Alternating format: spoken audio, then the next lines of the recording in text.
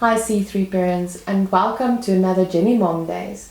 I'm your host, Karien Pitout, and with me is Natasha Odendaal, one of my closest and dearest friends. And we're going to talk today, cheers, we're going to talk today about what is going on regarding Meghan and Harry, but not in the way that you think we're going to. Alright, so, just to give a perspective, Natasha is British. True. And so she can help me understand a little bit more about the monarchy, but we're not British-ish. British-ish. But we're not going to focus so much on the monarchy itself, and we're not planning on pulling apart the whole of Harry and Meghan as people. We're going to look at how it played out, and actually how it plays out within real life with, not that they're not real life, but in the day-to-day, with the commoners. When it comes to family relationships and all of that, and this step that Meghan and Harry took to step out of their royal duties, with the main focus on their child, it actually raised a lot of questions, a lot of hubbub, but it actually puts a little bit of a spotlight and makes it a bit easier to actually have this conversation about what does a healthy relationship look within family units, and what is toxic. And I'm not saying that the British family, the members of the family itself is toxic.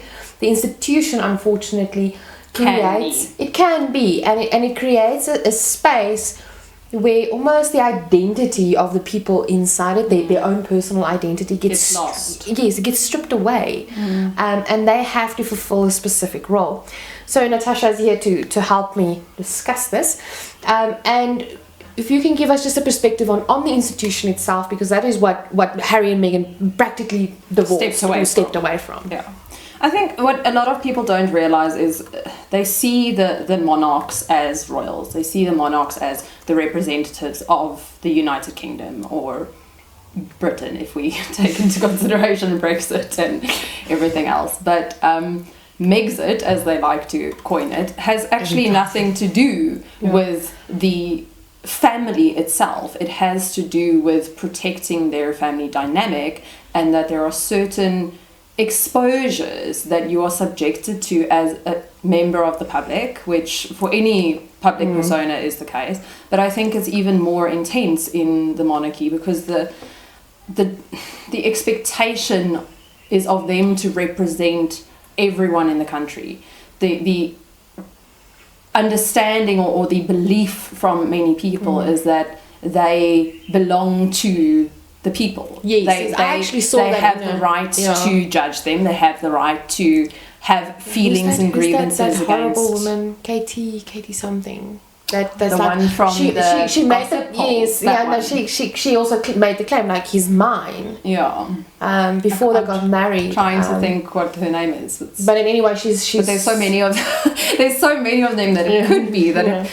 I mean, you have to just open a newspaper, and every single day you'll see either a slander story or a story highlighting some or other faux pas or some. And a lot of the time you can open the actual article and go and read, and it's mostly just a puff piece that has been embellished and emblazoned. But the monarch as a whole, as a modern day royal family, they have become in essence kind of a puff piece at the subject, at the criticism, and at the knee mercy, at the mercy of the social media. The gin is going to my tongue. Then let's drink more. Anyway, so and when we pull that back to the average Joe, we kind of live very public lives as well. I consciously made a decision to try and keep my children out of social media. I don't. And I take certain steps to protect them, but I don't. And there's no judgment here, but it's every family at least have the opportunity to make a decision to protect their children or expose their children. And just like Harry and Meghan have made a decision for their family, each family is going to make that decision differently based on their beliefs, their opinions, their values, what's important to them. Yes. But so yes, we do live a bit of a public PR life, and I suspect that if we look at the Harry and Meghan situation, I really don't want to call it Megxit, because I feel it's very, very unfair to blame her for a family decision. And a lot of times I know of many families that went through this, and because of the institution of their family, how their family functions, once they got married, you know, the spouse or the person in that family, or the person who married into the family, you know, they grin and bear, and they go through, and they, for the sake of the family and for the sake of the PR and for the sake of the face of the family, they grin and bear it, and they go through. And the moment they have kids, it changes. That dynamic shifts, because all of a sudden you don't look on a linear line of, okay, it's just, you know, it's just a week holiday with the family that I can't stand. And also at the same time as Meghan is bearing the brunt of the criticism and the negative attention in the media, it's a lot of the time the in-law or the newcomer to the family that bears the scrutiny in the family. Whether or not that's because they're the one standing up and doing the speaking is irrelevant, but at the end of the day, because the status quo has shifted after their entrance, yes, they automatically get the blame. And where the reality is, as you say, it's a family decision, and Harry has been doing all of the speaking, all of the commentary. And ironically enough, he actually publicly admitted that him just hearing the cameras clicking is too much. Is traumatic for him. But he's never been able to. He never really had a reason to step away from the institution. He never had anything that he valued more than his own private life. Yes. I mean, and you know, making a break from the family is not easy. So yes, a lot of time that the person marrying into actually gets the punishment or gets the brunt. But ironically enough, it is them pushing for the sake of the person that they love. It is them pushing, challenging the status quo for the person that protect the person that they love. And so I honestly think that there's not really blame to be put anywhere except a couple making a decision that this is what is healthy for us as a family, and we need to move forward. And also we need to remember that it's not just about them as a couple.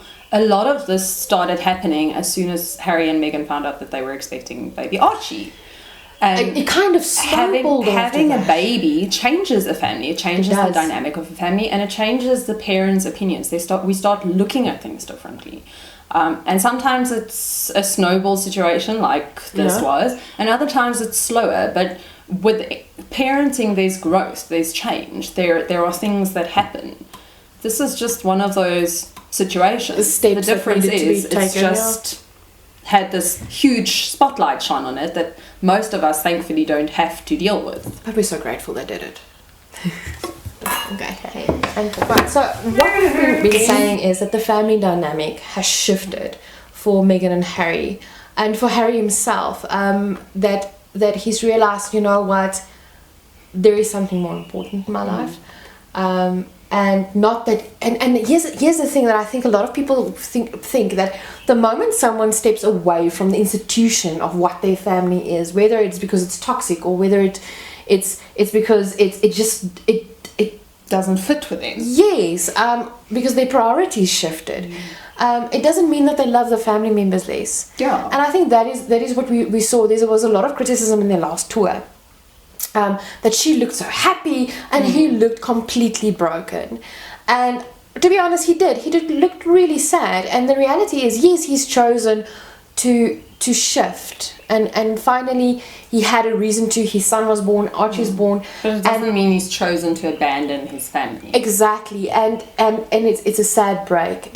He's worked he's literally. And what people don't realize is, if you take, for example, a family immigrating right now in our country, in South Africa, we all have friends who are in that boat or wanting to be in that boat, where someone's about to get on a plane and leave.